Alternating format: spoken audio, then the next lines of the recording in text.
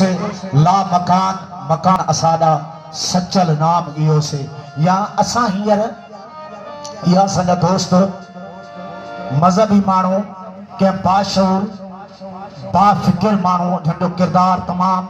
साफ़ शफ़ाफ़ ऐं उजरो रहियो आहे हू का शऊर जी ॻाल्हि कनि था उन्हनि ते कुफर जो फतवा उणनि था ही गुस्ताख खुदा आहिनि तौहीद गुस्ताख आहिनि गुस्ताख रसूल आहिनि ईअं हरगिज़ कोन्हे को अल्लाह साईं क़ुरान शरीफ़ में फरमायो आहे त जॾहिं बंदो अब्दियत जी हद खां चढ़ी मूं अल्लाह में गुम थींदो आहे त मां उन जा हथ थी वेंदो आहियां मां उन जी ज़ुबान थी वेंदो आहियां मां उन जूं अखियूं थी वेंदो आहियां त पोइ इहो जेको बि कलाम आहे सूफ़ियुनि जो तव्हांखे जेको कुफुर लॻे थो शिरक लॻे थो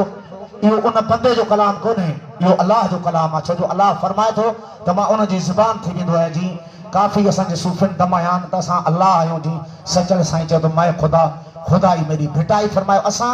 फतवाऊं ॾेई ॾेई ॾेई कंहिं बाशऊर खे बाफ़िक्र ते उनखे काफ़र सॾींदा आहियूं त बाबा इहो काफ़र आहे खुदा खे कोन थो मञे इहो काफ़र आहे पर असांजे सूफ़ियुनि अजीब ॻाल्हि कई आहे ख़ुदि अलामा इक़बाल चयो त हम है इबादत परस्त वाहिद खुदा हमारा हम है इबादत परस्त वाहिद खुदा हमारा हम काफिरों के काफर काफर खुदा हमारा वो अल्लाह के काफर तो सदे अल्लामा इक़बाल जा बैतन भिटाई चयो काफर थी तो उबहे बाब शरा जा छड मन मुशरकी कड त वेझो थी विसाल खे एजाज साईं फरमायो जेको हाण असांजो तमाम वॾो आरफ ऐं राशिदी खानदान सां भागिल रहियो आहे मज़हबी घराने जो फर्द हुयो उहे फरमाइनि था त लानत खां कीम छिरक थी काफर सचो पचो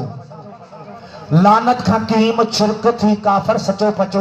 एजाज जे असांजो को यार थी वेंदे ईंदे जे मै कदा में मैखार थी वेंदे त सचल साईं फरमायो त मस्जिद ऐं महराब जी ॼटन कहिड़ी ॼाण पिरीअ बीठो पाण काफे मुंझ काफर थी फ़कीर साईं अलीगढ़ साईं बादशाह फरमायो शर जेको फौलाद फ़कीर या साईं ग़ुलाम हैदर जे सुजरे में आए उहे फरमाइनि था मैं की जाना मुसलमानी मैं की जाना मुसलमानी मैं तो काफर हो गया मेरा यार भी काफर हो गया